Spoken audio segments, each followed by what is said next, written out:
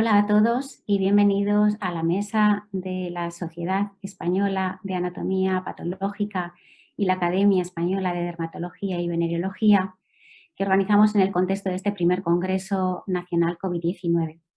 Soy Yolanda Gilaberte, trabajo como jefa de servicio en el Hospital Universitario Miguel Servet y ocupo una de las vicepresidencias de la Academia Española de Dermatología. En primer lugar, agradecer a la SEIMG por haber tenido la iniciativa de organizar este congreso tan exitoso y por haber tenido también la deferencia de invitarnos a participar en ella. Para mí es un privilegio coordinar esta mesa que lleva por título La dermatología y la anatomía patológica, claves en la COVID-19, porque cuando empezó la pandemia, pues prácticamente las lesiones cutáneas se describieron muy vagamente cuando estaba en Wuhan, pero cuando esta se extendió sobre todo a Europa, desde Italia, desde España, desde Francia, hubo múltiples reportes de una gran diversidad de lesiones cutáneas más o menos específicas y que aparecían en el contexto de la enfermedad. En el caso de anatomía patológica, el estudio histológico de órganos y aparatos era esencial para conocer la fisiopatología de todas esas lesiones y de todas esas manifestaciones clínicas que estábamos viendo en la enfermedad. Y ha llevado su andadura el conseguir salas de autopsia con el nivel de bioseguridad necesario para que todo esto pueda llevarse a cabo. Para hablarnos de ambas cosas tenemos a dos ponentes de excepción. En primer lugar tenemos a la doctora Cristina Galván Casas. Ella es dermatóloga del Servicio de Dermatología del Hospital Universitario de Móstoles y nos va a describir perfectamente todas esas lesiones en una ponencia con un título muy sugerente, que es el lenguaje de la COVID-19 en la piel. Hola a todos. En primer lugar, quiero agradecer a la organización por haber contado conmigo, al coordinador de la mesa y a mi coponente. Y es para mí un auténtico honor estar con ustedes, pues compartiendo este tiempo hablando de un tema tan apasionante. A principios de marzo, el Journal de la Academia Americana de Dermatología presentó un caso de un paciente con una erupción purpúrica que en aquel contexto, porque vivía en Tailandia, se pensó en dengue y resultó ser un COVID-19, una enfermedad COVID-19. Este artículo es muy corto, pero a mí me resulta muy interesante porque es el primero y acaba diciendo una frase que avisa a la comunidad médica para estar pendiente de las manifestaciones en la piel de esta enfermedad. Esta otra serie de febrero detalla de una manera muy detenida los síntomas que en más de 1000 pacientes de hospitales chinos se encontraban en la COVID-19 y dentro del listado habla de un lacónico 0,2% de erupciones que ellos llaman rash, pues erupción o brote, sin más detalle.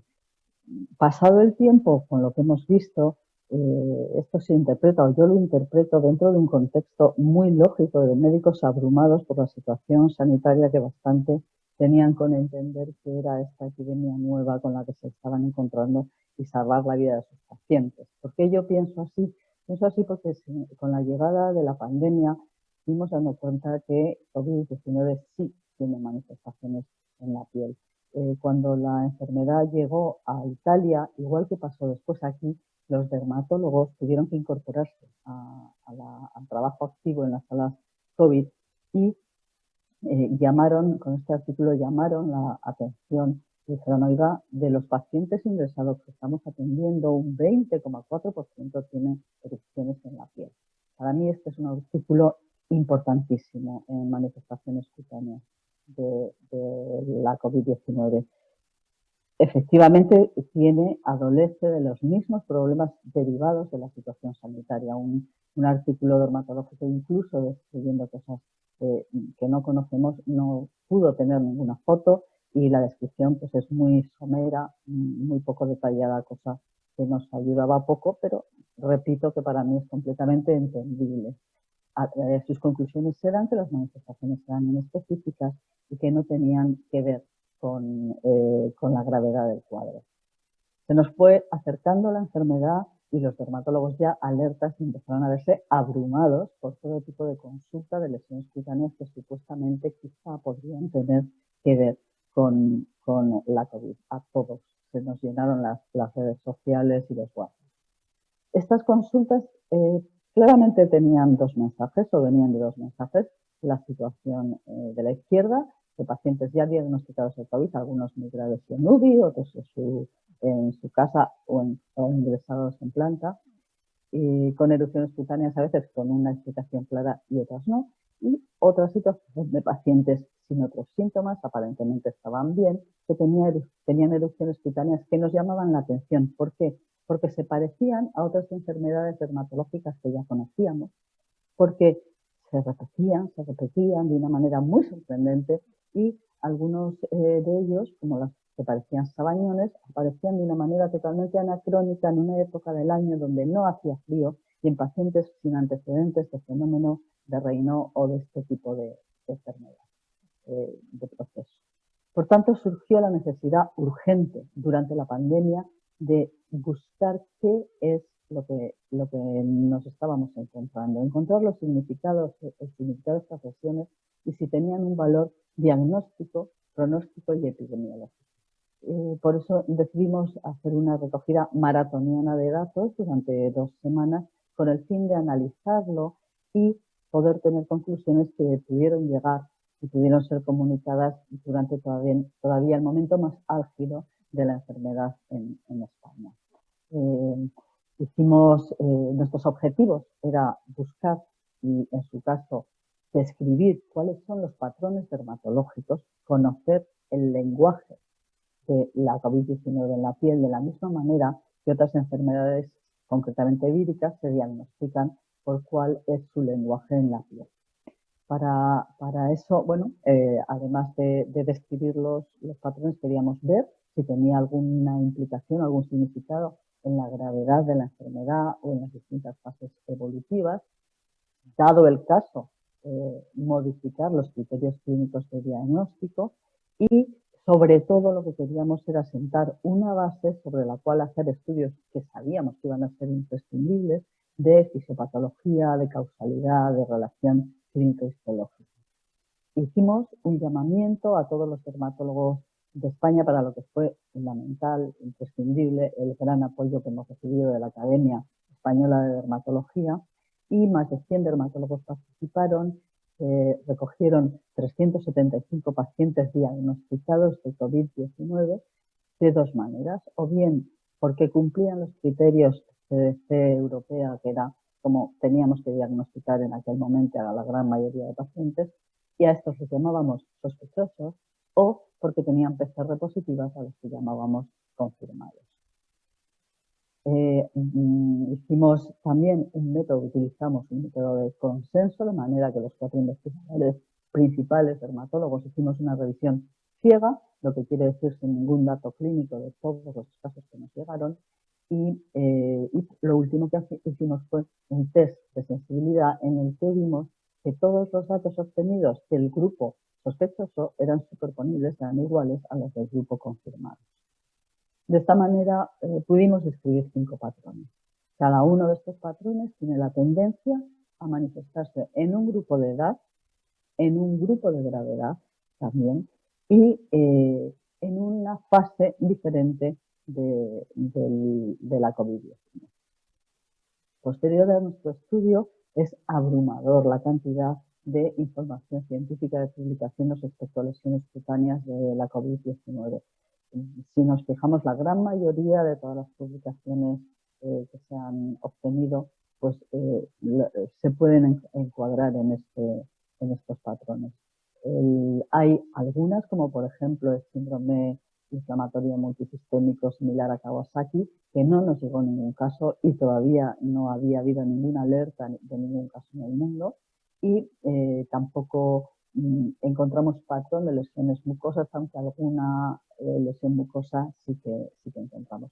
Nos gusta de nuestro estudio que como material complementario pues, están disponibles absolutamente todas las fotos de los 375 pacientes, cosa que a los dermatólogos, yo creo que en general a los médicos, nos ayuda mucho la parte visual de la dermatología.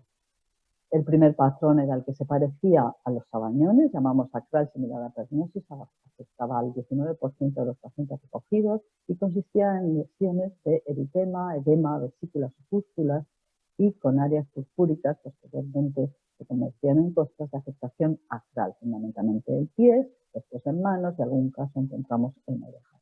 La distribución es acral pero asimétrica, nunca era igual un pie que el otro, y los síntomas cutáneos, los síntomas eran dolor y pico. Vamos a poner, porque es como se ven las cosas, seguro que todos ustedes ya conocen perfectamente, porque estas lesiones veíamos una y todas eran distintos casos, esto en una fase más evolutiva ya con cosas. Imágenes pues para recordar lo que estábamos viendo y lo que parece que estamos volviendo a empezar ahora. También vimos como aquí casos familiares, algunos con esta manifestación y algún otro miembro con otro. Analizando los datos vimos que era mucho más frecuente, aunque sí que lo vimos en todas las edades, pero mucho más frecuente en niños y personas jóvenes y que se asociaba con un pronóstico general muy bueno. La mayoría de pacientes no tenían síntomas generales o si los tenían eran muy leves y cuando había síntomas, en la mayoría, en el 60%, estas lesiones aparecían posterior a otros síntomas sistémicos. En nuestro estudio, el 41% de casos tenían o habían tenido la PCR positiva, lo que se considera, o yo considero, un claro sesgo de selección, puesto que nosotros solo aceptábamos en nuestro estudio a pacientes que tenían diagnóstico o clínico o por PCR, pero de una manera repetitiva. En todas las publicaciones de este tipo de manifestación, la serología y la PCR son sobre todo con mayor porcentaje negativo. El patrón histológico en todas las publicaciones recogidas es muy similar al de una pernosis similar. La manifestación fundamental histopatológica es un infiltrado linfocitario que afecta a todo el espesor de la dermis y que se sitúa alrededor de los vasos y en las glándulas espinas. Además, el MXA y los marcadores para células plasmocitoides dendríticas indican que hay una fuerte implicación en esta reacción del interferón tipo 1.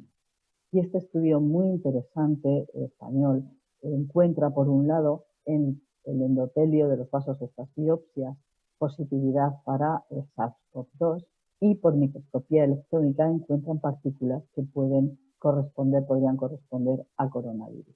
Al momento de la grabación de esta charla, yo no conozco la existencia de otro artículo que repitiera estos hallazgos y tampoco conozco que se haya hecho inmunomicroscopía electrónica confirmatoria, pero eso no deja de quitar importancia a este estudio. Estoy segura que mucha más evidencia llegará en un sentido o en el otro. Estos dos artículos nos apoyan la relación que existe entre la alta respuesta de inmunidad innata con interferón tipo 1 con la buena evolución clínica de esta enfermedad. Porque demuestran la sensibilidad del SARS-CoV-2, cosa que no pasa con el anterior coronavirus, cuando es preincubado con interferón tipo 1 y se observa que disminuye la proteína viral y la replicación. También me parece interesante reseñar cómo en interferonopatías, como en la artritis Guterres, una de las manifestaciones son los sabañones. Y también cómo seguramente el exceso de reacción por interferón 1 de los niños pueda andar detrás del síndrome inflamatorio similar a Kawasaki. Sin duda, esta es la manifestación que más controversia ha generado. Está llena la literatura científica de grupos que opinan lo contrario.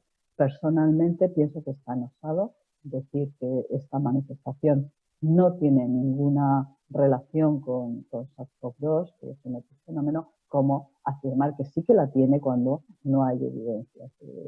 No, como siempre, no es cuestión de opiniones, sino que tenemos que buscar evidencia. La evidencia a favor de que no tiene relación con el virus es la machacona repetida negatividad en las distintas series de los test confirmatorios, que puede inclinar la balanza para pensar que sí que tiene que ver, aunque los test confirmatorios sean negativos. Por un lado, que la PCR sea negativa no nos llama la atención porque ha quedado clarísimo que es una manifestación tardía, pero estos otros estudios apoyan que, por un lado, la inmunidad innata con interferón 1 intensa puede obviar o hacer que no sea necesario para el paciente desarrollar otro tipo de anticuerpos.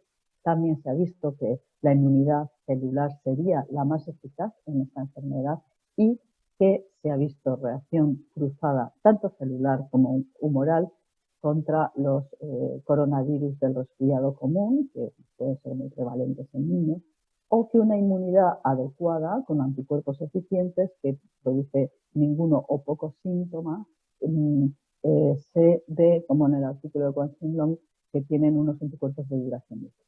También puede haber una respuesta IgA mucosa muy efectiva, de manera que no llega a producirse otro tipo de reacción. Segundo patrón es el vesiculoso, que vimos en el 9%, se trata de vesículas monomorfas, quiere decir en un momento determinado de la clínica todas son iguales, a diferencia de la varicela, son pequeñas, principalmente en tronco, y también pueden afectar a miembros, a partes sacras, tener compromiso hemorrágico, dependiendo mucho de la situación general del paciente, o hacerse muy grandes cuestiones. Estas dos primeras imágenes son el aspecto clínico más repetitivo que hemos visto. Pero pueden ser vesículas más grandes, más llamativas, que dejan costes más grandes, afectar acra o tener contenido hemorrágico o menos. Una vez analizado, lo vemos en edades intermedias y lo más característico es que afecta al principio, a veces el 15% es la primera manifestación y en el 56% es precoz, coincidiendo al principio de todos los demás síntomas. El pronóstico general es intermedio y el picor es un síntoma frecuente. Muchos autores consideran que esta manifestación es la más específica del coronavirus, aunque no la más frecuente, como estas series en las que demuestran acantolisis, diskeratosis eosinofílica y una vesícula suprabasal que suele ser unilocular. Consideran la patogenia como la presencia de AC2 en los queratinocitos basales y el daño directo del virus provocaría este tipo de reacción.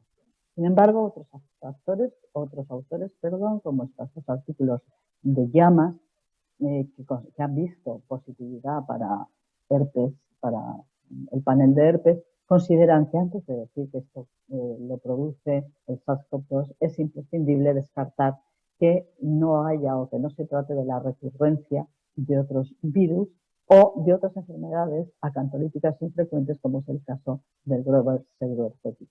A mí estos dos artículos no me pueden evitar el que me venga a la cabeza la cantidad de herpes zóster que hemos visto, como es este caso, durante la pandemia en nuestras consultas. Otro patrón es el urticariforme, también bastante frecuente, 19%, y la manifestación es, como siempre, en las urticarias, los sabones. Las lesiones geográficas evanescentes, vemos marcas de bolígrafo donde estaba el abón antes y ahora es completamente distinto un rato más. El predominio es en tronco, aunque pueden ser dispersos y el picor es muy frecuente y a veces difícil de controlar. Las fotos que os voy a poner es como cualquier urticaria que conocemos, con lesiones más o menos edematosas, más o menos geográficas. Se ha repetido la afectación de la cara con este niño, todas las edades, pues cómo son las urticarias siempre, con el mismo aspecto, lesiones más geográficas, más de placa, más sacrales. Su análisis evidencia de edades intermedias, edad de 48 años de media, coincidente con el resto de los síntomas, y la mortalidad, la clínica general, vista como necesidad de hospitalización, de asistencia respiratoria, fue mayor, aunque en nuestra serie es 0% de mortalidad. Es verdad que es una manifestación frecuente, pero hay muchísimas cosas que producen abones. Por tanto, encontrar un nexo entre la urticaria y SARS-CoV-2 o la COVID-19 no es sencillo por este motivo, porque es muy inespecífico y porque hay muchísimas cosas que lo pueden producir, como otras infecciones o como muchos medicamentos. Sin embargo, es verdad que hay casos y series cortas publicadas que manifiestan esta este patrón y no había ningún desencadenante ni habían tomado ningún otro medicamento y sí que tenían positividad para desastre. La hipótesis fisiopatológica que se da en distintos estudios son diferentes: activación inespecífica de macrófagos, el daño endotelial por la presencia de ACE2 directo, los depósitos de complejos antígeno-anticuerpo que produzcan activación de complemento y la activación del sistema de las quiminas. Hay algunos autores, hay un artículo que habla del eventual valor pronóstico, de manera que las personas con esta manifestación tuvieran una mejor evolución y se basan en que la eosinopenia es un signo de mal pronóstico en COVID-19. Sin embargo, pues estos pacientes tienen, bueno, no estos pacientes, sino los pacientes con urticaria, no es raro que tengan eosinofilia alta. Es verdad que hay más artículos que no aceptan esta hipótesis, pero es curioso comentar. El patrón maculopapular es el más numeroso en nuestra serie, para mí también, y para, yo creo, muchas personas es el más inespecífico. Son lesiones maculopapulosas con muy distintos grados de descamación y que siguen algunos patrones, como este, que es un patrón morbidiforme, algunas morbidiformes pero con lesiones de mayor tamaño. Se ha repetido mucho lesiones o brotes que son muy similares, que nos recuerdan muchísimo a la pityriasis rosada de Gilbert, aunque no perfecta, lesiones con pápulas más sólidas, más dilatadas. Se han repetido también los patrones más de pápulas purpúricas confluentes periaxilares y el patrón de purpúricas perifoliculares. También ha habido bastante. Otras lesiones son más pseudoedematosas, que nos recuerdan como si fuera un eritema de Batten-Lutin, o que parece que hacen diana, como en este otro caso, y nos puede recordar eritema multiforme con distinta delineación más o menos perfecta de sus dianas. También pápulas con púrpura, como en este caso de pequeñas lesiones teatrales, o más mayores y confluentes. Este patrón lo vemos en edades un poco mayores, 100% de media, coincidente también con el resto de síntomas, y el pronóstico general claramente es peor, encontrando también un 2% de mortalidad. Las controversias son también muchas. Es verdad que encontramos patrones muy repetitivos, pero son muy variables. Y muchos se parecen a enfermedades dermatológicas que ya conocemos, como enfermedades producidas por virus o producidas por drogas. Por tanto, es verdad que lo hemos visto, pero esto no significa que la causa sea directa del virus ni de las reacciones que el virus produce en el organismo. Es multifactorial. Al respecto hay más de 60 publicaciones a día de hoy y habla mucho de en este tema. Sí que es verdad que independientemente que lo haya producido un virus, que lo haya producido la cascada de reacciones orgánicas producidas por la COVID-19, o que lo haya producido la infección concomitante o la reactivación de un virus previo, incluso que lo haya producido el empeoramiento de una enfermedad dermatológica previa, antes silente o no silente, y, como es más frecuente, que lo haya producido una droga. Independientemente de esto, sí que lo hemos visto, y en el contexto epidemiológico COVID-19 debemos considerar este diagnóstico ante este tipo de manifestaciones repetitivas. También considero que en el contexto de paciente COVID-19, cuando aparecen este tipo de manifestaciones, debe ser para nosotros una alerta de gravedad y pues igual ser más cuidadosos en exploraciones complementarias o en vigilancia de este paciente. Y por esto es tan importante pues intentar hacer histopatología de este tipo de lesiones y comunicar los casos que vemos para mayor conocimiento y para que redunde en beneficio de nuestros pacientes. El último patrón es el de livedonephrosis, que son lesiones cutáneas que al que las ve les hace pensar que hay un problema oclusivo vascular subyacente. Tenemos por un lado las lívidos, que pueden ser transitorias, como en este caso de arriba, o lívidos más mantenidas, o lesiones ya necróticas como cianosis o necrosis con ampollas o más, o sin ello. Ponemos unas cuantas fotos con una ampolla, lesiones más isquémicas, como en este caso, lesiones necróticas con distinta morfología, lesiones de púrpura típica retiforme o lesiones livedoides, en este caso mantenidas en un paciente grave, igual que en estos dos casos, no acrales, en tronco. Y aquí comparando las lesiones livedoides mantenidas con las lesiones livedoides transitorias. En el análisis corresponde, igual que los casos de COVID-19 más graves a edades más avanzadas, coincide su aparición con el resto de síntomas y se asocian también a mucho peor pronóstico, teniendo en esta serie un 10% de mortalidad. Hay que destacar la variabilidad en la gravedad, puesto que las lesiones livedoides transitorias las hemos visto en personas jóvenes con una clínica de muy buen pronóstico, a diferencia de todo el resto de cepas. En el estudio histopatológico se repite la aparición de una microvasculopatía trombogénica pauci-inflamatoria. A diferencia de lo que veíamos en el patrón ACAR, los datos de inflamación son nulos o muy pequeños.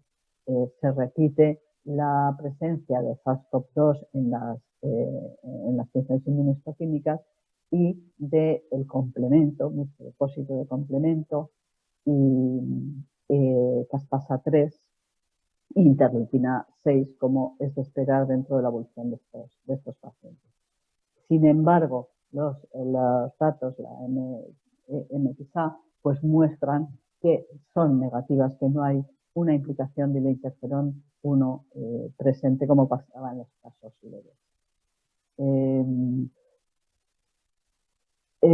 Estas manifestaciones que se han visto de una manera repetida se ven igual en el órgano diana, el pulmón, que en la piel. Y también se han demostrado en la piel con lesiones cutáneas y en la piel no afectada. Esto hace que Magro, que ha estudiado mucho sobre esto, aconseje la biopsia cutánea dentro del panel obligatorio de atención o de enfrentar a un paciente con esta enfermedad. ¿Qué aportan entonces estos patrones dermatológicos? ¿Qué aporta la especialidad que tenemos más cerca, más a la vista en el control en la COVID-19? Pues, por un lado, vemos que las manifestaciones cutáneas son igual que la COVID-19, muy variadas, muy diferentes y muy complejas.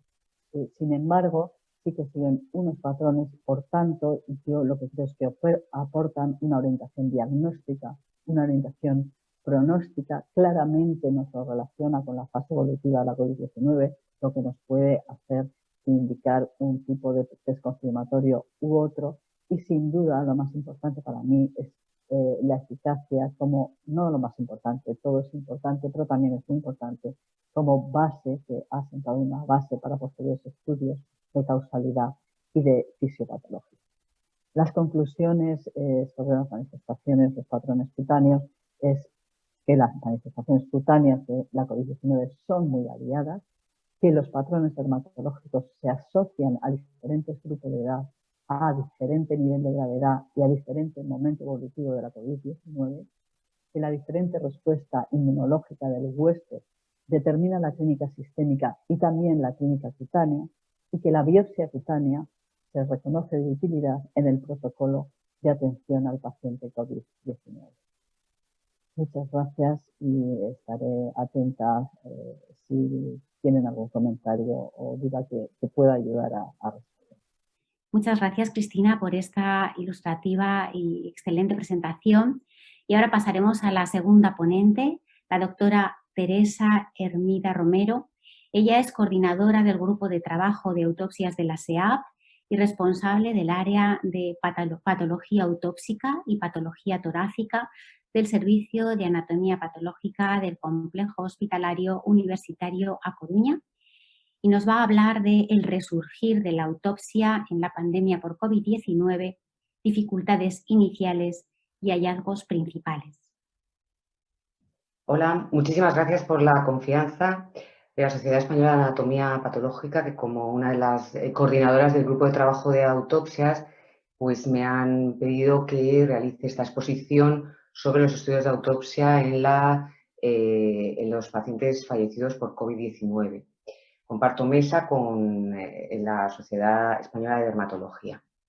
Mi exposición se titula El resurgir de la autopsia en la pandemia por COVID-19 y dificultades iniciales y hallazgos principales, las que voy a tratar de reflejar un poquito cómo ha sido este proceso hasta la situación actual.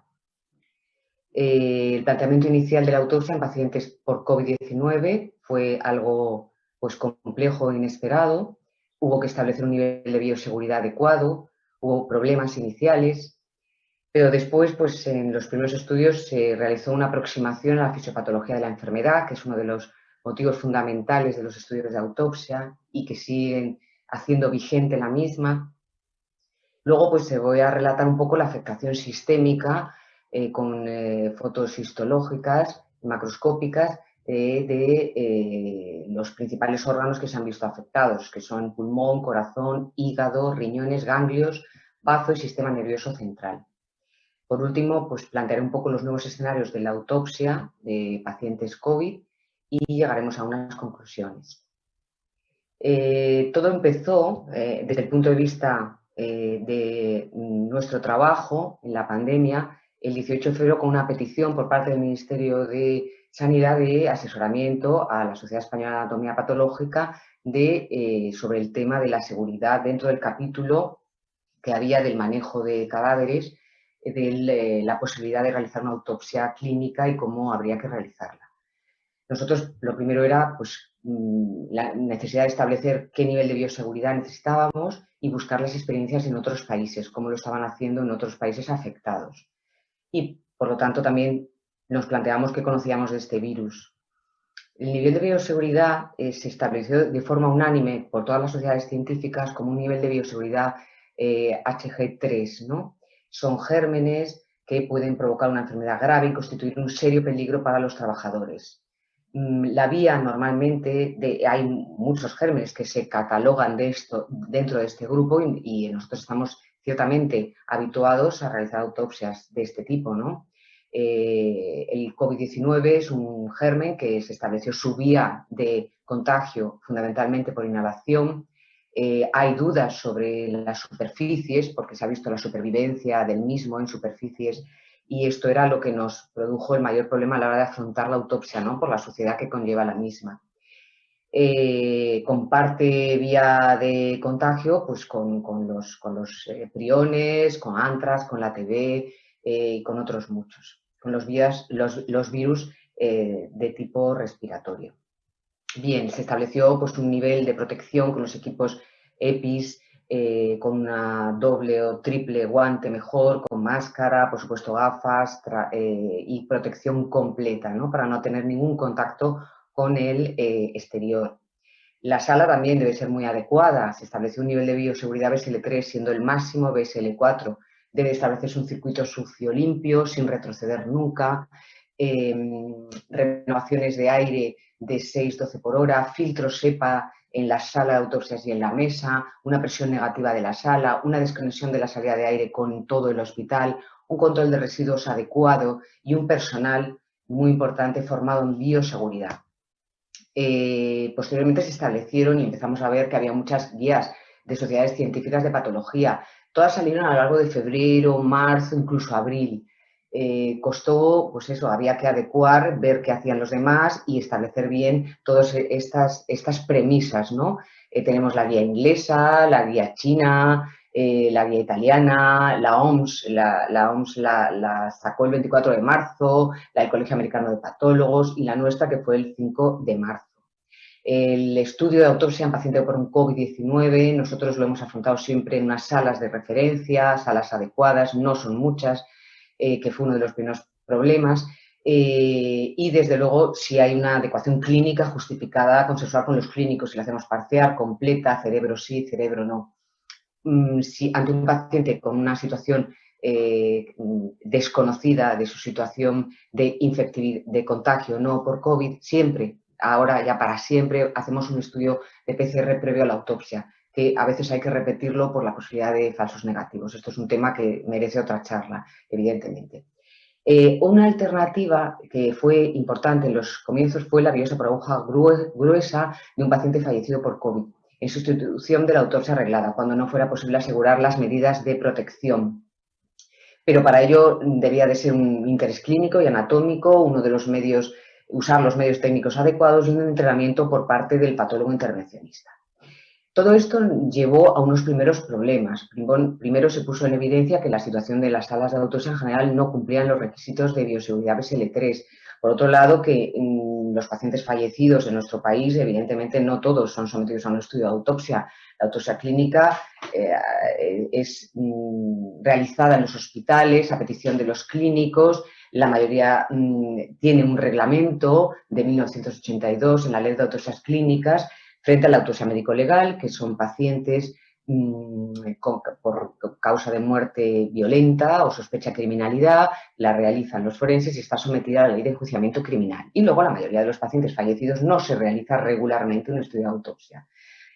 Pero sí todos, evidentemente, tienen un certificado de defunción en el cual se pone una causa de muerte por unos indicadores de la OMS que se registran y forman parte de las estadísticas anuales de mortalidad que quedan reflejados en el Instituto Nacional de Estadística. De ahí la importancia de los estudios de autopsia y de ahí la importancia de los certificados de defunción correctamente rellenados, ¿no? Bien, por otro lado, otro de los problemas fue la situación de colapso, falta de equipos de protección, bloqueo de actividad asistencial, ocupación de salas de autopsia por cadáveres. Todo esto paraliza actividad autópsica, así como otros tipos de actividades, unido a las limitaciones de las salas. Y esto, unido también a la necesidad de no poder parar los diagnósticos esenciales, vías rápidas del cáncer, estudios intraoperatorios, obligó en un primer momento a relegar la autopsia clínica.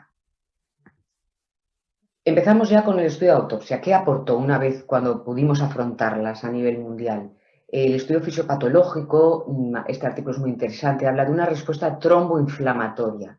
El virus entra por vía inhalatoria a nivel de los pulmones, utiliza un receptor ACE2 que está, entre otras células, en las de los endotelios y en la de los alveolos pulmonares y desencadena una cadena inflamatoria con unas citoquinas muy comunes a las respuestas inflamatorias sistémicas de noxas múltiples, pero que produce una sepsis, en este caso viral, con una coagulopatía intravascular diseminada y afectación multiorgánica.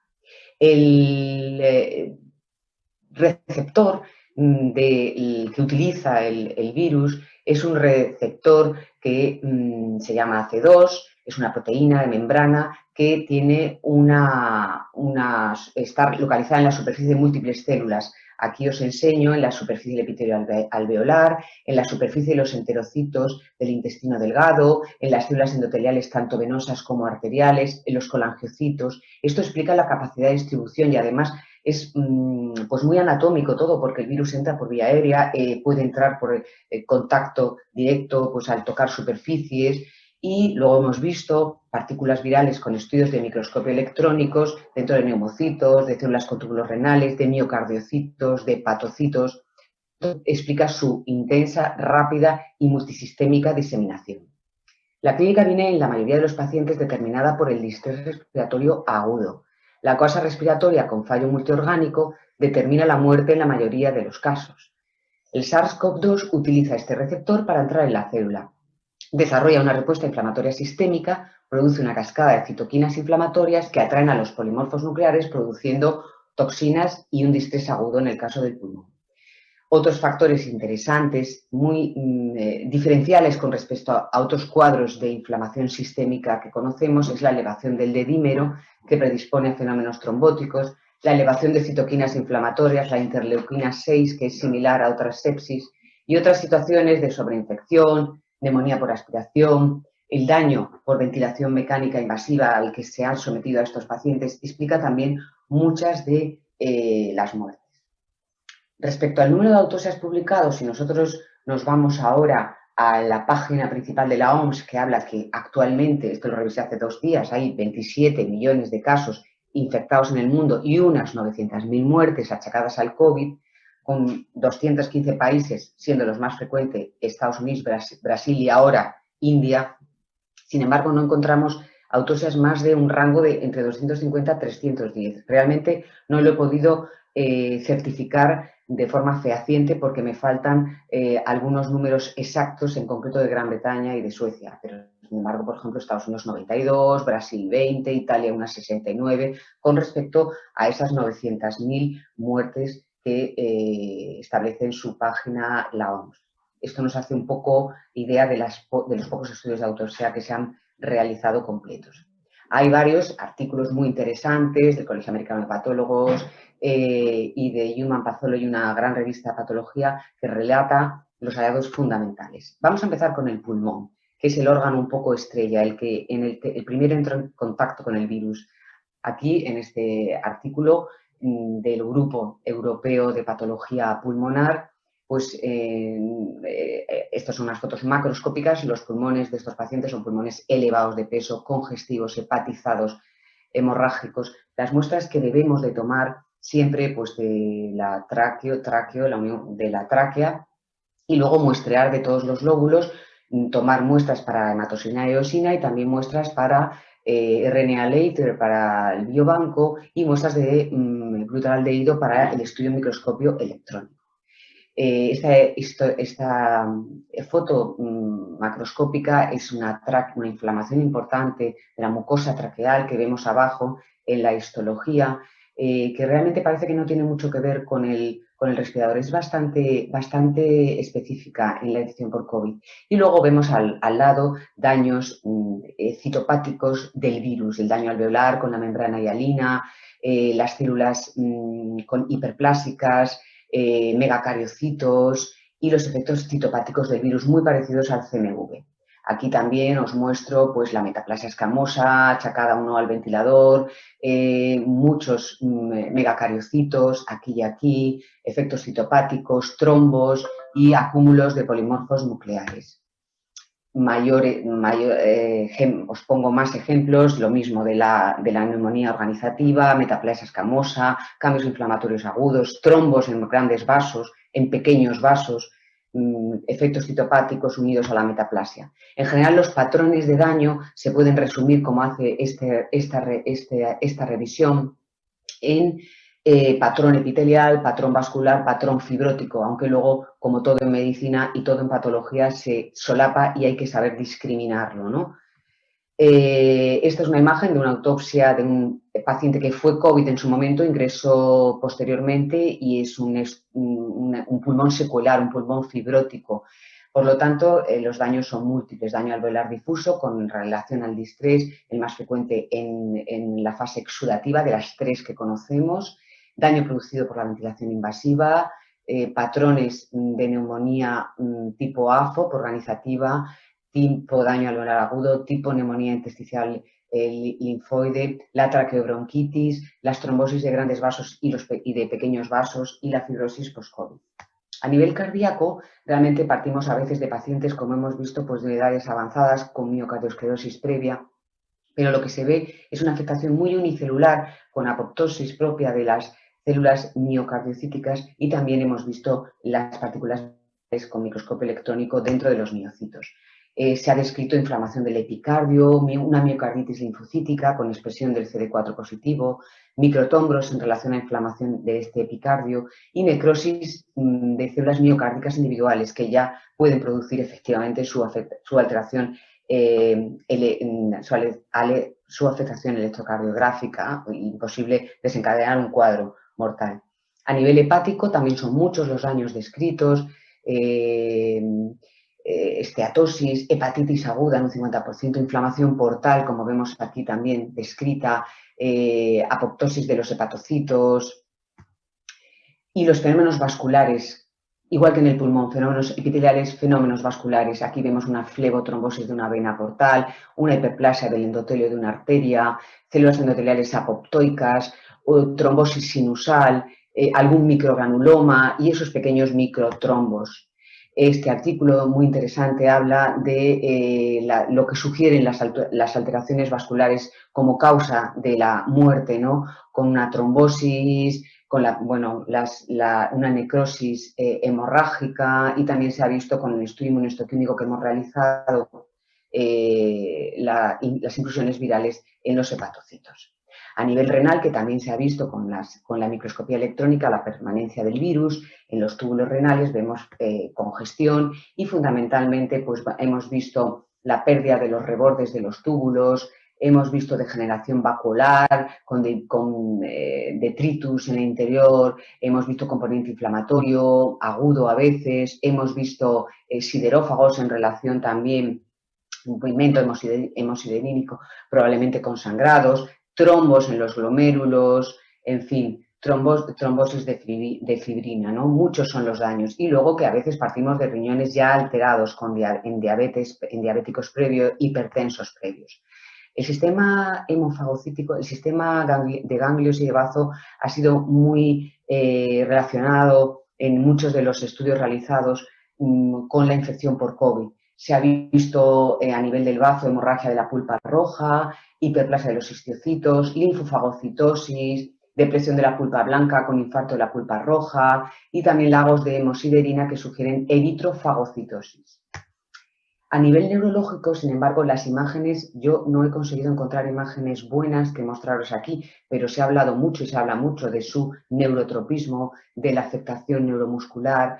Hay descritas encefalitis, como en muchos virus también. El patrón clásico de las encefalitis virales es la vasculitis linfocítica, que vemos en muchas de las encefalitis por herpes, por ejemplo, y hay descrito mucho daño vascular con fenómenos trombóticos.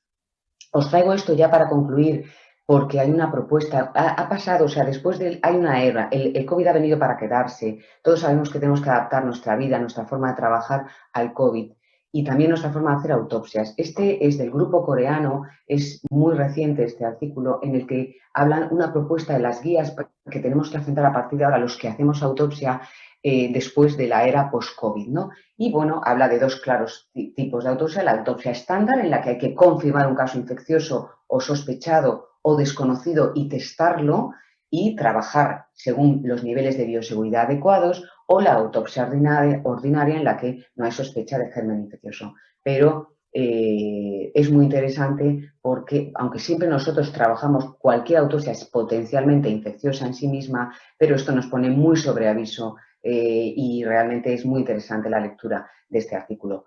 Unas primeras conclusiones que os traigo. Los escasos estudios de autopsia revelan un daño multiorgánico, una afectación multisistémica, con efectos propios de un síndrome tromboinflamatorio, con afectación epitelial, vascular y secuelas derivadas de la misma, con expresión distinta según el órgano afectado, como hemos visto. Es importante, tenemos que discriminar, y de ahí la integración que realiza el patólogo en los estudios de autopsia con la correlación clínica radiológica de laboratorio, discriminar los efectos de la infección de los daños por patología previa de su paciente y los derivados de los distintos tratamientos. También la pandemia por COVID-19 ha puesto en evidencia deficiencias en nuestras salas de autopsia, porque ha sido requerido de forma unánime por todas las sociedades científicas un nivel de bioseguridad BSL-3/4, es decir, muy elevado, y al que nuestras salas no estaban adecuadas. La pandemia supone también una ocasión única de aprendizaje para patólogos y residentes, con las salvedades previas exigidas de bioseguridad, como recogen en uno de sus artículos el Colegio Americano de Patólogos. Por otro lado, también después de tantos años de disminución progresiva de las autopsias, ahora se reclaman con mucha fuerza por todos los clínicos con los que trabajamos. Esto hay que aprovecharlo, es algo bueno para nosotros. Por lo tanto, los patólogos asumimos ese reto. Tenemos que actualizar nuestra bioseguridad, protocolizar las autopsias con toma de muestras adecuadas y de calidad, formarnos en bioseguridad. De los estudios de autopsia se pueden extraer conclusiones que ayuden a conocer la enfermedad, mejorar su tratamiento y manejar futuras pandemias. Muchísimas gracias.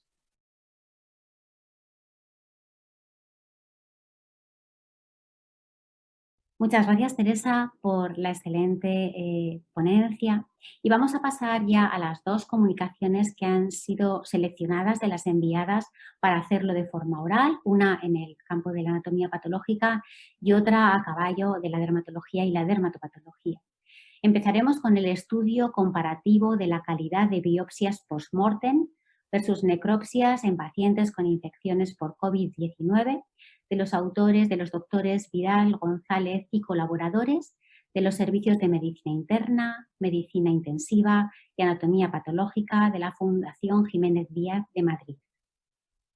Buenas tardes. Vamos a hablar de un estudio realizado en el hospital de la Fundación Jiménez Díaz en el que queremos comparar la calidad de las biopsias post-mortem con la calidad de las muestras que pudimos obtener de las necrosias en pacientes por infección COVID-19. Se incluyeron 43 pacientes, de los cuales 42 familias firmaron el consentimiento para la realización de biopsias percutáneas post-mortem.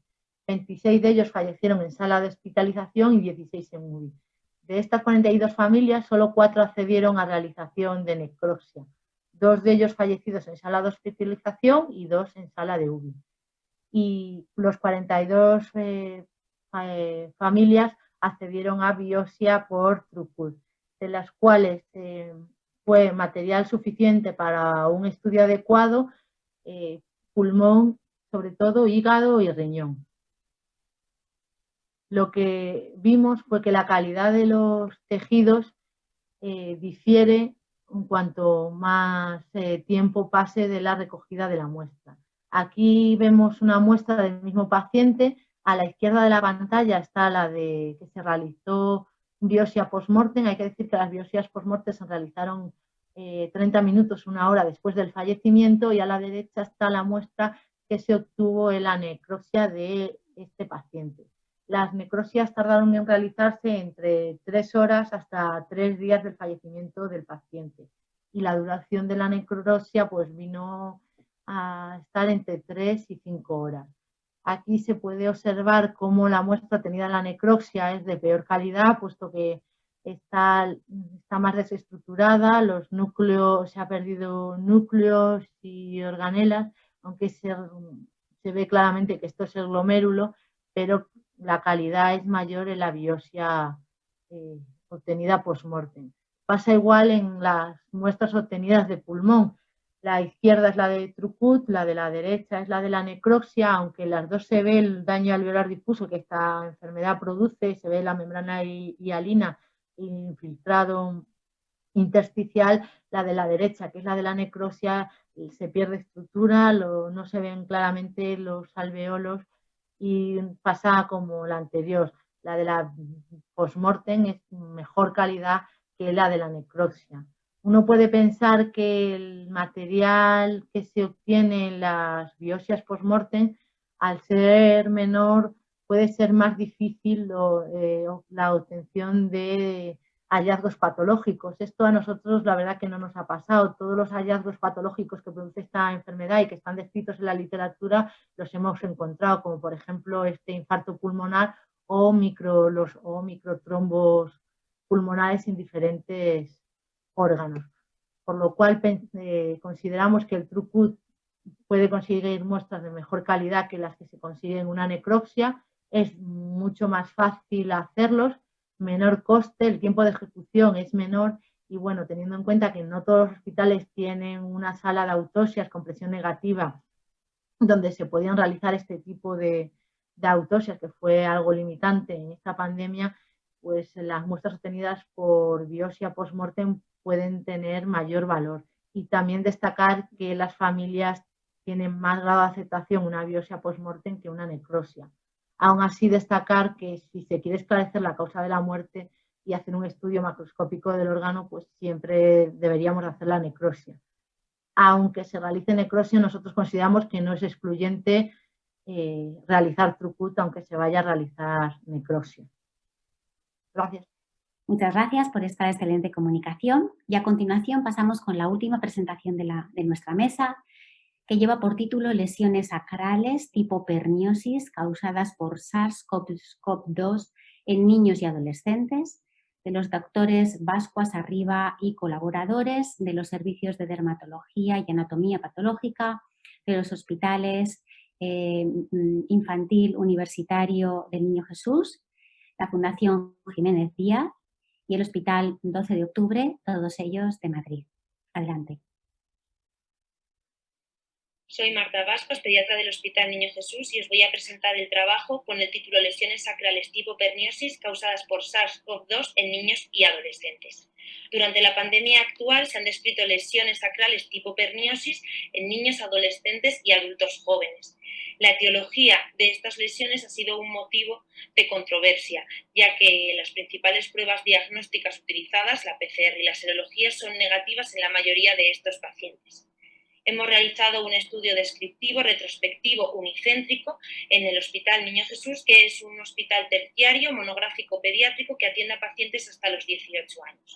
Pero en este estudio han participado también profesionales de otros centros, como la Fundación Jiménez Díaz o el Hospital 12 de Octubre. Se han recogido datos epidemiológicos, clínicos, analíticos, histológicos, microbiológicos y evolutivos.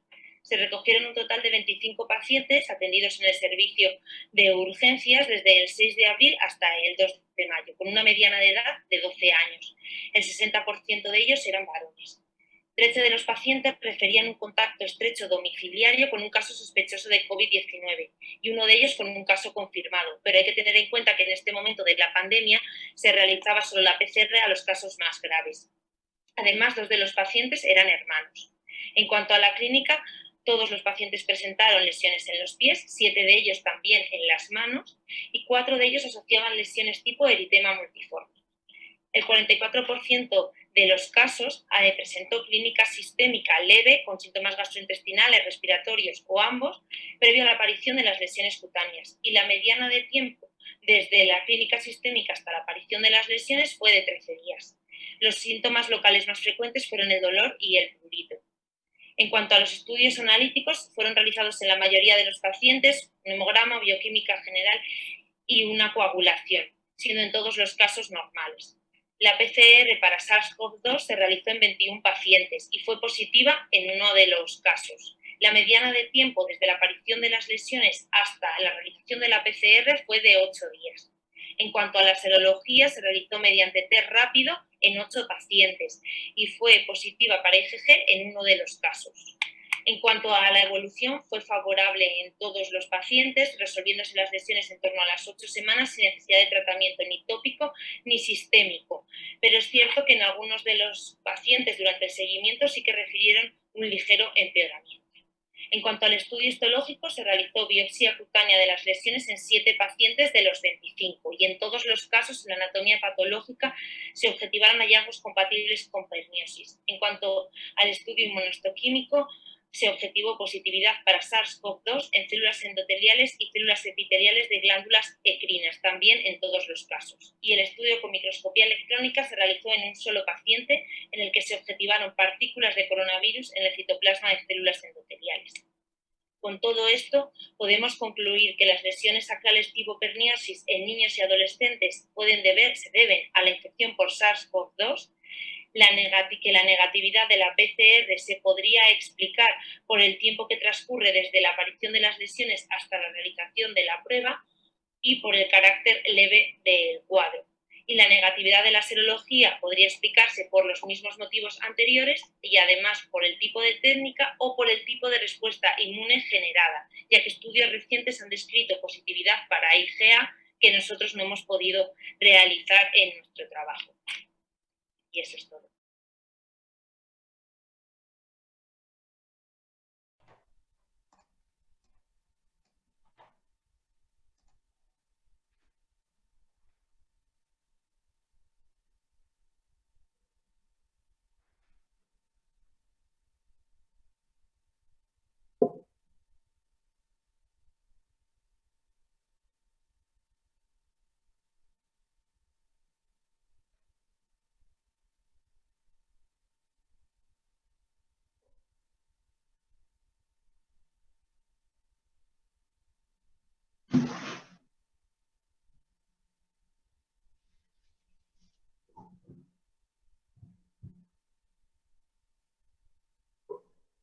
Sí, perfectamente. Es que Yolanda tiene... Vale. Está mute. Sí.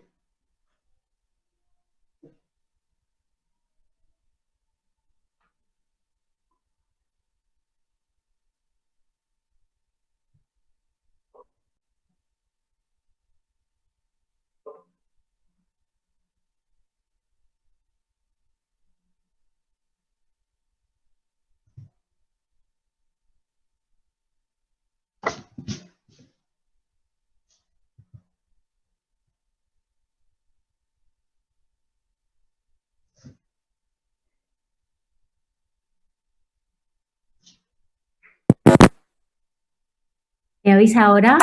Sí, sí, sí, sí. Sí. Perfecto. Disculpad. Bueno, vamos a dar paso a las preguntas. La primera es para la doctora Galván. Nos preguntan si en una persona que tenga lesiones vesiculosas con distribución metamérica o segmentaria, ¿habría que pedirle una PCR de coronavirus? Bueno, muchas gracias por la pregunta. La verdad es que hemos visto muchos casos de herpes zóster coincidiendo con la epidemia de... Nos preguntan si en una persona que tenga lesiones vesiculosas... Perdón, oigo todo doble. Sí, inferida, sí. No. No. No. ¿Ya? ¿Sí? ¿Se me oye ahora? ¿Sí? Sí, sí, Bueno, sí. la respuesta es que coincidiendo con la pandemia, dermatólogos o médicos de muy distintos países hemos constatado una gran incidencia de herpes zóster. No está medida ni sé yo la medida habitual cuando no hay pandemia, pero una erupción vesiculosa que sigue una distribución metamérica orienta más a un herpes zóster que a una erupción vesiculosa generalizada, monomorfa, similar a una varicela de las que describimos en las fases precoces de la COVID-19. Si esto tiene alguna relación con el virus, pues no está determinado, por tanto, no sabemos si recomendar o no, sin otro síntoma, hacer test serológicos o PCR. Y tampoco sabemos si la situación inmunológica en la que la COVID-19 deja al organismo favorece la reactivación de un virus, como sabemos que sucede cuando aparece clínicamente un herpes zóster. Son cosas muy interesantes que tienen que estar relacionadas, que nos deben hacer tener en la cabeza que hay la posibilidad de que está pasando por ahí el SARS-CoV-2, pero no implica directamente, sin otro dato, sin otro signo o dato epidemiológico, que tengamos que hacer test. Hay que actuar, yo creo, con sensatez y dentro de un contexto clínico más analizado. Muy bien, muchas gracias. Vamos ahora con una pregunta para la doctora Hermida. Nos dicen que bueno, se ha encontrado miocarditis eosinofílicas asociadas a COVID. Preguntan por qué. Y si esto también, este hallazgo de estos eosinófilos se han encontrado en el pulmón. Sí. Sí, hay un caso, creo recordar, descrito y, bueno, no sabemos muy bien la relación. Realmente la miocarditis eosinofílica no es frecuente, tiene contexto de síndromes determinados o de otras características y relación en sí directa causa-efecto con el COVID, pues no se ha podido establecer, entre otras cosas porque hay un caso descrito. Quizá dos, no quiero tampoco decir cosas inexactas. Y en el pulmón no hay, no hemos, en todos sí que hay mucha más casuística, más biopsias, porque sobre todo por los estudios de biopsias post-mortem y de las autopsias, realmente una neumonía eosinofílica yo no he visto descrita. El patrón más repetido es el daño alveolar en fase exudativa con la membrana hialina, que puede evolucionar o no hacia una fibrosis o revertir. Y luego este patrón AFOP, otro tipo de patrones, pero la neumonía eosinófila, como tal, desde luego, vista y frecuentemente, no. Es lo que puedo decir. Perfecto. Vamos ahora con una pregunta para la doctora Galván. Las lesiones cutáneas, según cuál sean, determinan el tratamiento del COVID y si se ha visto asociación de alguna de las lesiones cutáneas con la afectación de algún otro órgano en concreto. Las lesiones cutáneas lo que nos han dejado claro es que cada tipo, cada manifestación tiende a aparecer en una escala diferente de gravedad sistémica y en un momento distinto de las fases evolutivas de la COVID-19. Hemos hablado, por ejemplo, pues de la tendencia a ser muy precoz la erupción vesiculosa y la tendencia a ser muy tardía de las lesiones acrales similares a perniosis. El tratamiento de las lesiones cutáneas no está establecido, no hay ningún tratamiento determinado más que sintomático, como fármacos para controlar el picor o la inflamación o aumentar la vascularización local. Y tampoco la presencia de una lesión cutánea nos hace tomar una decisión respecto al tratamiento sistémico del paciente. Pero sí es verdad que como se asocian a distintos patrones de gravedad, es muy diferente el seguimiento que tenemos que hacer de un paciente. Si tiene manifestaciones cutáneas, por ejemplo, tipo livedoide neonecrótico o maculopapuloso, que se asocian a patrones mucho de mayor gravedad sistémica, tendremos que tener una vigilancia quizá más cercana o ser más exhaustivos a la hora de hacer el estudio analítico. Igual no pedimos exploraciones complementarias en una erupción de las asociadas a clínica sistémica muy baja o muy poco severa o muy poco importante, pero sí podríamos controlar estudios de coagulación, de IMEROD, etcétera, etcétera, las pruebas que se suelen hacer en pacientes con clínica más grave.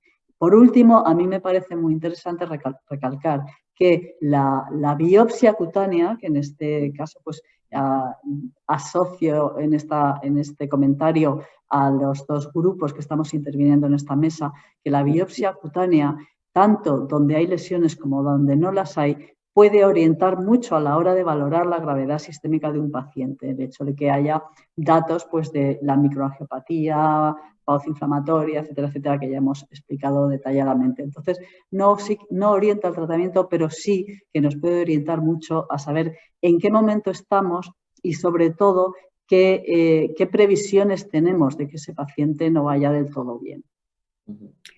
Muy bien, muchas gracias. Vamos ahora con otra pregunta para la doctora Teresa Hermida. Esta es un poquito larga. Dice esta persona, mi interrogante es cómo un virus con envoltura que son más débiles que los virus sin envoltura frente a los cambios ambientales de los órganos a los que afecta, cómo es posible que de la vía erógena llegue a otros sistemas orgánicos, hígado, etcétera. Y luego añade, los patólogos y forenses con las autopsias son cruciales para saber si la muerte ha sido por una causa determinada y descartar malas prácticas o prácticas incorrectas por la saturación de pacientes, etc. Bueno, nos centramos en la pregunta y adelante. Bueno, muchas gracias por la pregunta, que son varias en realidad, porque la primera parte de la pregunta hace relación a la anatomía, digamos, del propio virus. Cosa en la que yo tengo que reconocer que no soy experta, eso es de virólogos y, bueno, yo lo que los patólogos tratamos es de ver el daño que realiza el virus en los tejidos y en las células, el efecto citopático. Y en concreto, en el SARS-CoV, es verdad que el tema de la vía de entrada no es una vía ni sanguínea, ni es una vía de secreciones, es una vía aérea, por lo que está recogido en toda la literatura y por lo que se correlaciona con lo que estamos viendo. Esto lo hace pues efectivamente muy contagioso. El tema no es solo cómo puede entrar, sino lo que puede sobrevivir en las superficies una vez que has generado tú unos aerosoles, en concreto en las salas de autopsia. Eso es lo que ha limitado mucho los estudios de autopsia, porque los patólogos que hacemos autopsia sabemos protegernos, los residentes, nuestros técnicos, están formados en mayor o menor medida en bioseguridad. Es verdad que hay que también avanzar en este punto, pero sin embargo generamos unos aerosoles que son absolutamente imposibles de no producir durante la autopsia. Y esto ya sí que es más difícil de controlar. De ahí esos niveles tan elevados de bioseguridad de pues los residuos, de la aspiración de la mesa, todo esto que he reflejado en la ponencia. Por lo cual, haciendo alusión a la importancia de la autopsia, por supuesto, el nivel de bioseguridad, por supuesto, y el tema del virus en sí, ¿por qué es tan contagioso? Pues no, o sea, realmente no sabemos por qué es tan contagioso. Lo que sí sabemos es que entra en la célula a través de un receptor que hemos visto que se ha demostrado inmunohistoquímicamente en muchas células de todo el organismo, lo cual explica tanto la vía de entrada como su fácil diseminación. Luego es verdad que una vez que entra dentro de una célula, en concreto en la endotelial o en concreto en un neumocito del alvéolo, produce algo inespecífico, que es que llegan los polimorfos nucleares, segregan sustancias y se desencadena toda esa cascada de proteínas, de citoquinas que forman la membrana hialina, y de ahí que se produce el cierre porque no hay intercambio gaseoso, la membrana hialina, el daño alveolar y la disnea, la hipoxia, y de ahí se puede revertir hacia curación o llegar hacia proliferación y fibrosis. Esto es lo que los patólogos tratamos de demostrar con los estudios histológicos y de ahí avanzar, pero siempre apoyados en otras ciencias, en los virólogos, en los inmunólogos, en muchas otras especialidades. Por esto es la importancia también de lo multidisciplinar del estudio de las infecciones virales, y en concreto pues, en esta pandemia. No sé si he respondido, porque la verdad es que tenía un poco de todo la pregunta. Sí, hasta de reivindicación, me parece a mí. Muy bien. Vamos con otra pregunta para la doctora Galván. ¿Hay alguien que no le ha quedado claro si las lesiones que aparecen en los patrones sacrales se atribuyen al COVID, si la PCR ha salido negativa? Puede ser que sea una infección, o sea, una manifestación tardía. Bueno, hay que separar dos lesiones sacrales, las lesiones sacrales similares a perniosis y las lesiones acrales necróticas, que tienen, para mi modo de ver y según todos los estudios que se han hecho histopatológicos y también por la correlación con la clínica, para mí tienen una fisiopatología completamente diferente. Pues hay mucha inflamación alrededor de los vasos y glándulas endocrinas y mucho dato de actuación de interferón 1, y en lo otro todo lo contrario, hay daño endotelial, hay microangiopatía trombogénica, hay muy poca inflamación, hay muchos marcadores de interleuquina 6, complementos, etcétera, etcétera, y no hay datos de acción o de que esté actuando el interferón 1 de una manera importante. Entonces, esto solo para que separemos, porque se habla mucho de manifestaciones sacrales cuando yo creo que no son dos extremos de un proceso, sino que son dos manifestaciones, las dos sacrales, pero muy diferentes y que manifiestan una reacción inmunitaria y un momento de reacción inmunitaria muy diferente dentro de la COVID-19. Yo creo que esta pregunta que me hace o que hace la persona que está escuchando es sobre las lesiones sacrales similares a perniosis. Me gusta mucho decir que es tan ridículo decir que las produce el virus, porque no tenemos datos confirmatorios de las confirmaciones que tenemos hasta ahora, no tenemos PCRs positivas y los test serológicos hasta ahora son también negativos en muchísimos casos. No es en nuestro caso, porque nuestro estudio está totalmente sesgado. En nuestros estudios solo aceptábamos pacientes en el primer momento, cuando se hacían muy pocas PCRs, pacientes que cumplían todos los diagnósticos de criterios CDC europeos, que eran como podíamos diagnosticar entonces a los pacientes, o PCR. Por tanto, en nuestro caso teníamos un 41% de PCRs positivos, que es muchísimo, pero es un estudio sesgado porque solo admitíamos diagnosticados por clínica o por PCR. Pero en millones, muchísimas publicaciones, desde que grabamos la charla hasta hoy, ha habido muchísimas más y mucha controversia porque son machaconamente repetidos estos test. Sin embargo, no podemos asegurarlo, pero tampoco es nada sensato cuando hay tantísimos datos, como la coincidencia en el tiempo, como los datos epidemiológicos, como los estudios como el que nos han presentado tan interesante y que también hablaba en mi charla de la presencia por inmunohistoquímica de SARS-CoV-2 en el endotelio de las biopsias de esas lesiones. Y aunque todavía no se ha repetido y aunque no podemos, yo no conozco que haya ninguna publicación más, ni se ha hecho inmunomicroscopía electrónica para saber si esa partícula es exactamente este coronavirus o es otro virus, pero orienta mucho que en las biopsias de esas lesiones haya una partícula que sea tan similar por tamaño y por estructura al coronavirus, al SARS-CoV-2. Entonces, no está demostrado y nadie podemos ser más papistas que el Papa. Pero desde luego hay muchísimos datos en todos los ámbitos, epidemiológico, clínico, de seguimiento, de clúster familiares y de histología y de microscopía electrónica. Incluso también hay algún estudio de hibridación in situ que es que es imposible negarlo, que tenga relación. Ni lo podemos negar ni de momento yo pienso que podamos afirmarlo de una manera tajante. Necesitamos, como he dicho en la charla, evidencias, porque opinable, podemos opinar muchas cosas y es como una pelea campal, parece una telenovela, si te coges los distintos, sale un artículo, no tiene relación y ese artículo tiene 80 artículos de respuesta, uno que sí, otro que no, otro que a medias. Yo creo que tenemos que ser sensatos, yo creo que es imprescindible pensar que tienen que tener relación, pero necesitamos más datos. Ahora con la mejora de los test serológicos, la IgA, que sí tiene una respuesta muy buena, pues muchas veces no pasa a sangre y esto te lo explican muy bien los inmunólogos y no lo puedes detectar. Entonces, son demasiadas cosas para decir que no, aunque no tenemos asentado el sí. Espero haberte respondido. No sé. Muy bien, muchas gracias. Esta pregunta yo creo que igual podría responderla la doctora Bascuas, que nos ha hablado de la presencia de virus en lesiones sacrales.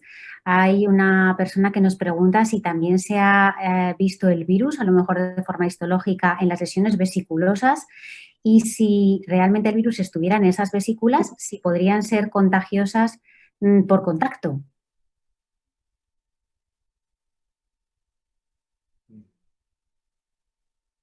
No sé si la doctora Bascuas ha oído. Ah, igual no me ha oído. O igual no puede contestar. Yo si si no quieres responde tú, te Cristina. puedo Sí, decir sí. que sí que existe algún caso de nuestros compañeros del Hospital Ramón y Cajal que hicieron PCR en las vesículas de estos pacientes con erupciones vesiculosas y que ellos no encontraron la PCR positiva, por tanto no hay datos en ese caso para decir que son vesículas contagiosas, como sí pasa en la varicela. También digo que estos compañeros nuestros, en los mismos pacientes, en las vesículas hicieron PCR para varicela, para el virus de la varicela zoster y también salió negativo. Vale, muy bien, muchas gracias. Vamos ahora con una pregunta para la doctora Hermida. Dice, supongo que existen biopsias pulmonares en pacientes que han sobrevivido a COVID grave y si en esto se ha encontrado metaplasia escamosa. ¿Este tipo de lesiones podría evolucionar a cáncer pulmonar con el tiempo? Biopsias pulmonares en pacientes que han sobrevivido al COVID, realmente no hay casuística todavía. O sea, son personas que ¿qué necesidad tiene de hacerse una biopsia pulmonar? Una biopsia pulmonar tiene unas indicaciones muy concretas y unos riesgos también, con lo cual no. El tema de la metaplasia escamosa inducida por la ventilación invasiva es un tema amplísimo, conocido por todos los patólogos, por los intensivistas, neumólogos y es un tema de otro ámbito, ¿no? Es verdad que en el tratamiento de estos pacientes hemos encontrado en estas autopsias y están descritas, pero de forma similar a otros pacientes de UCI, daños de metaplasia escamosa. ¿Por qué? Pues porque el oxígeno en sí es un tóxico. Esto no es específico en absoluto del COVID. Esto es un daño inducido por el oxígeno, por la ventilación no podemos centrarlo ni relacionarlo con el COVID. De ahí que se desarrollan tumores, cualquier célula que es agredida, tampoco se pueden ser dogmáticos ni decir frases muy así grandilocuentes, ¿no? Lo que quiero decir es una célula agredida por cualquier noxa, tabaco, humo de carbón, todo lo que conocemos los patólogos, puede desarrollar de ahí pues una displasia y de ahí pues activar alguna vía oncogénica y desarrollar un tumor, por supuesto, pero bueno, no creo que tenga que ver mucho en sí con la infección del COVID la pregunta y no sé si he respondido correctamente. Muy bien, muchas gracias. Hay aquí una pregunta que me parece interesante para Cristina, es acerca de las lesiones urticariformes. ¿Cómo diferenciar si son por el virus o son por las medicaciones que estos pacientes están tomando? ¿Y cuándo optar por suspenderlas? ¿Y cuál? Bueno, una erupción urticariana que necesite que suspendas una medicación que es importante, la verdad es que eso es poco frecuente. No creo que en un paciente que tiene COVID y que necesita un tratamiento, que suelen ser pacientes graves, tenga una urticaria tan poco controlable como para que se le quite nos induzca a quitar la medicación. El cómo saber la causa de la urticaria, igual que en todas las urticarias que vemos en la clínica. Lo más importante es la historia clínica detallada, mirar muy bien los plazos y muchas veces no lo vamos a saber. Si el paciente ya ha empezado con medicación y no se la quitamos, pues no lo vamos a saber. Si ha empezado con medicación y se la podemos quitar y la urticaria desaparece, podemos sospechar que ha sido esa la causa. Pero, como he dicho en mi comunicación, el problema, yo creo que la urticaria es muy frecuente después de nuestro trabajo. A mí me parece que es todavía más frecuente que el 19% que salió en nuestra serie, pero realmente es tan inespecífico, hay tantísimas cosas que pueden manifestarse en forma de abones que muchas veces nos quedamos sin saber. Yolanda, yo te quería decir una cosa, que antes de, cuando a ti te venga bien, antes de acabar, me encantaría hacer unas pequeñas preguntas a las personas que han hecho las comunicaciones que me han parecido tan interesantes. Pues adelante. ¿Ya me meto? Sí, yo creo que sí, que no quedan muchos minutos, así que hay que aprovechar. Yo no sé si me está escuchando Ángela. Sí, sí. Porque antes no. Yo creo todo lo que he podido dentro de que este congreso es tan largo y que tenemos todos que trabajar, todo lo que he podido me he escuchado las comunicaciones y creo que he aprendido muchísimo. Con tu comunicación he aprendido muchísimo. Te quiero dar las gracias y bueno, hay cosas que si no es gracias al COVID nos metemos en nuestro mundo y no las aprendemos y bueno, necesitaba agradecerte de verdad lo que has hecho.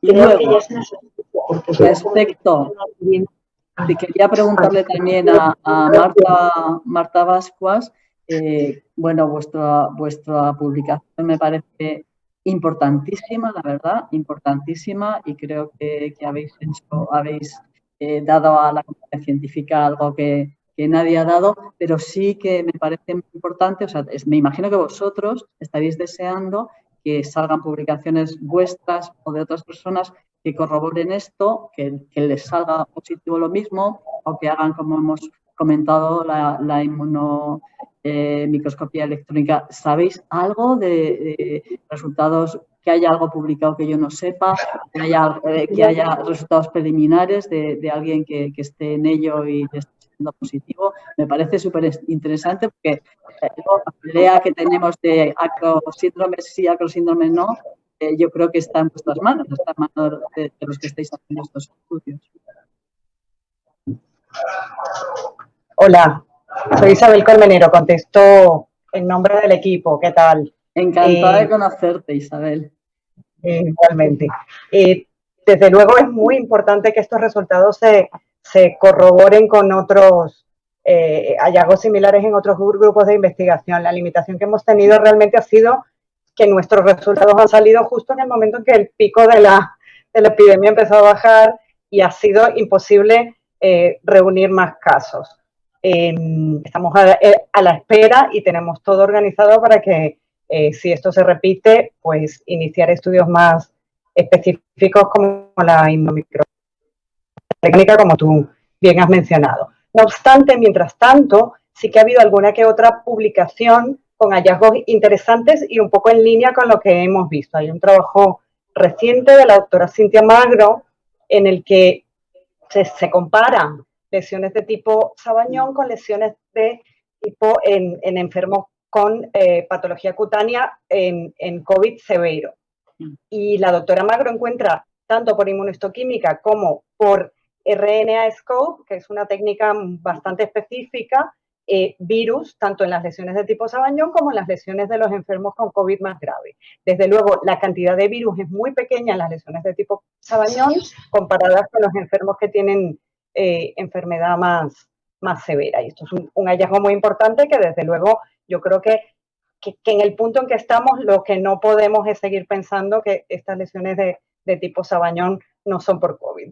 O sea, yo creo que toda la comunidad científica tiene que empezar a aceptar que se está acumulando suficiente evidencia y que el sentido común también apoya que la etiología de estas lesiones, pues debemos ya aceptar finalmente que sin ninguna duda son directamente relacionadas con el virus. Perdona, una pequeña pregunta a lo que me estás diciendo. Todas estas técnicas se pueden hacer en biopsias previas, porque a mí una de las cosas más importantes que me ha parecido de la epidemia o de la pandemia ha sido cómo ha reunido la colaboración entre médicos de distintas especialidades, de distintos centros dentro de la misma especialidad y de distintos países del mundo, ¿no? Entonces, debe haber miles de biopsias previas de cuando sí que veíamos lesiones similares a perniosis, todas estas cosas. Se puede hacer un llamamiento para el uso de estas biopsias ya hechas anteriormente para hacer más comprobaciones, porque estoy segura de que los compañeros van a apoyar, igual que se ha demostrado en otros. Sí, sin ninguna duda es una posibilidad, y es una posibilidad muy buena reunir material del que tenemos entre todos, y hacer una casuística importante. Desde luego las técnicas son complejas, son muy sofisticadas. La inmunomicroscopía electrónica solo se puede hacer si la muestra se ha tomado y almacenado en determinadas condiciones, y yo no conozco a nadie que lo haya hecho hasta ahora. Pero sí que se puede hacer otras técnicas como el RNA-Scope. No obstante, es una técnica muy, muy complicada. Yo en algún momento incluso he llegado a pensar en que podemos contactar a gente que sabemos que está haciéndola y que ha tenido buenos resultados, como la doctora Magro, intentar hacer alguna colaboración. Eso es una posibilidad. De momento en España yo no conozco a nadie que haya obtenido un resultado positivo en RNA-Scope en lesiones de tipo Sabañón. En el 12 de octubre aquí en Madrid están poniendo a punto la técnica, y en la Fundación Jiménez Díaz también. Son los dos centros que conozco que están intentando ponerlo a punto. En cuanto tengan resultados, si consiguen hacerlo, que seguramente lo conseguirán, pues desde luego nuestras muestras están totalmente disponibles para que sobre ellas se hagan todas las investigaciones que quieran. También en Yale han hecho una publicación, ¿no?, reciente, no sé si hace 2 o 3 días, con hibridación in situ, con positividad en estos casos, ¿no? Sí, RNA-Scope es una forma de hibridación in situ, sí. Bueno, estamos en los 4 últimos minutos de esta mesa, y esto va a ser una pregunta que se ha recogido aquí por varios de las personas que nos están viendo, y es dirigida a las dos, a Teresa y a Cristina, porque dicen, bueno, pues ahora que vamos a tener o estamos teniendo un repunte, ¿en qué casos haríamos biopsia cutánea y en qué casos haríamos autopsia? Yo creo que biopsia cutánea. Empiezo yo, Cristina, ¿te parece? Un minuto. Así, a bote pronto, y yo creo que biopsia cutánea tiene poco riesgo, y si el paciente con una indicación, vamos, yo la haría la biopsia cutánea sin ninguna duda. La autopsia, yo la haría en pacientes que se salen un poco del rango de edad de patología previa, ¿no?, para discriminar un poquito. Pacientes pues, más jóvenes y pacientes en los que la evolución no sea la esperada. Y si la autopsia no se puede realizar por determinadas condiciones de bioseguridad, haría desde luego las biopsias post-mortem, y también quiero felicitar, por supuesto, por las ponencias, porque me han ayudado y me han enseñado también mucho. Y en esa línea voy. Desde luego, siempre, si se han realizado autopsias que a lo mejor han sido al 2, 3, tercer día, evidentemente la calidad del tejido no puede ser la misma que la de una biopsia tomada post-mortem a la hora del fallecimiento. Y eso sí que me ha hecho ver luz en el sentido de animar un poquito a la biopsia post-mortem. Pues mi opinión personal es que ante lesiones cutáneas, ojalá hiciéramos biopsia al 100%, porque necesitamos aprender de este virus, ojalá. He aprendido hoy que yo solicitaría TrueCut a todos los fallecidos. Totalmente. Y la autopsia, pues ya confirmo lo que tú dices. Muy bien, y como todavía nos queda algún minuto, a mí me gustaría preguntarle a la doctora Hermida si ha encontrado algún hallazgo, o si hay algún hallazgo en todas estas autopsias que se considere más específico de la infección por COVID que por la infección de cualquiera de los otros coronavirus o otros virus que podemos tener. Bueno, realmente lo que nos ha sorprendido un poquito es la tromboinflamación, ¿no? Es verdad que es como, pues sí, ya lo ha escrito también Cristina, la microangiopatía trombótica, es una infección más trombogénica, por así decir, más un cuadro tromboinflamatorio. Por lo demás, a nivel pulmonar, son patrones inespecíficos. Yo veo ese pulmón y no puedo decir que es de COVID. Veo ese pulmón y veo que tiene un daño alveolar, que puede ser con un efecto citopático que me puede recordar a un daño viral, pero tendría que hacer otras técnicas, pues eso, inmunohistoquímica, microscopio electrónico, para poder con los compañeros microbiólogos, para poder determinar la presencia del virus. Y luego también hay otros daños, como hemos visto durante esta exposición, pues los daños previos del paciente, que hay que discriminar, los daños inducidos por los propios fármacos y la evolución del paciente, el estadio evolutivo en el que se realiza el estudio de autopsia. Por eso es la integración de conocimientos, que la anatomía pues ahí sí que tiene que ir liderando toda esa integración de conocimientos en un estudio centrado en la autopsia. Muy bien, bueno, pues yo creo que hemos agotado todo nuestro tiempo. Las preguntas creo que hemos respondido todas las que han ido llegando y quiero dar las gracias a las ponentes. Ha sido excelente las presentaciones, hemos aprendido todos mucho. Las comunicaciones espectaculares, muchísimas gracias. Hay pósters también que hay que ver, que pertenecen a esta mesa y que son muy interesantes. Muchas gracias a todos los que lo habéis enviado. Y bueno, desear que acabe muy bien este congreso. Muchas gracias a todos. Gracias a vosotros. Y buenos días.